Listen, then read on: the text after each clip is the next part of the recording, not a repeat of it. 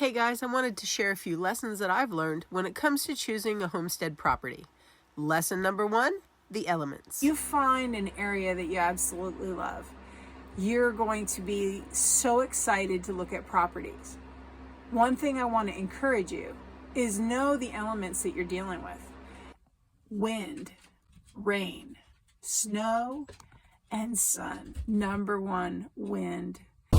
My goodness, guys, it is blowing so bad. Look. This is my pine tree. So scary today. When we came up looking at the property for the first time and the second time and the third time, thinking we did our homework well, there wasn't a ton of wind. Look how pretty. There's the whole Anza Valley over there. And so we really didn't take into consideration that there could be 70-mile-an-hour gusts. Now, that might have been a 100-year windstorm, like I've heard. Take into consideration what the wind situation is like where you're moving to. It might not be windy maybe 3/4 of the year, but certain times of the year, like winter and spring, might have more wind. And that's what we experienced. This was all long. It is blowing out here. It was scary. Watching 2 garage tents go flying through the yard. Their threshold was like 45 miles an hour. And we thought they were totally secured down. And 45 miles an hour was like the peak that we have out here in the mountains of Southern California. Well, no, this was a 100-year windstorm. No joke. And seeing your Jeep get slightly impaled by one of those garage tents was really scary.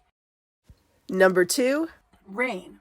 Take into consideration how much rain the area that you want to move into gets. Am I in a floodplain? Is it going to affect my roads? Will the rain prohibit me from going to work? If you have an area that gets a lot of rain and you're on a north-facing mountain, you could get a lot of mold.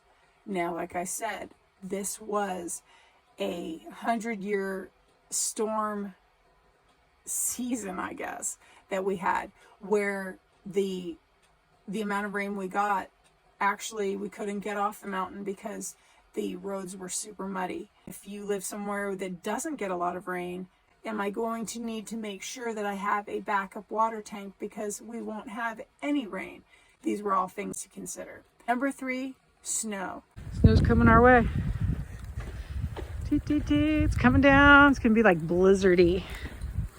Does your area get snow? How much snow does it get? Are you going to have access to your house if there's a snowstorm, or will you be able to leave your house if there's a snowstorm?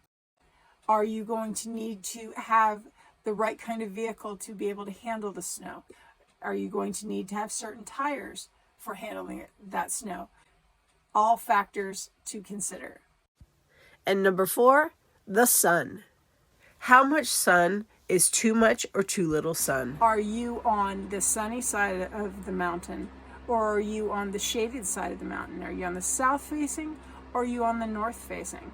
If you're on the south facing, you're going to be exposed to sun all day long.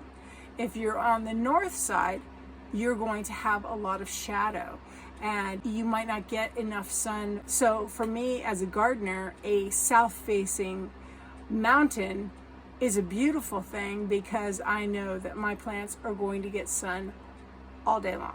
Now, take into consideration the amount of precipitation you get Will affect what you can and can't grow, how you will protect those plants from the elements like frost or extreme sun all day long with little water. It will also affect how you protect the perimeter of your homestead. If you don't get a lot of precipitation, you're going to be faced with fire season and maintaining the safety of your homestead. Know your elements. Know your wind, know your rain, know your snow, and know your sun. Thanks for watching. God bless.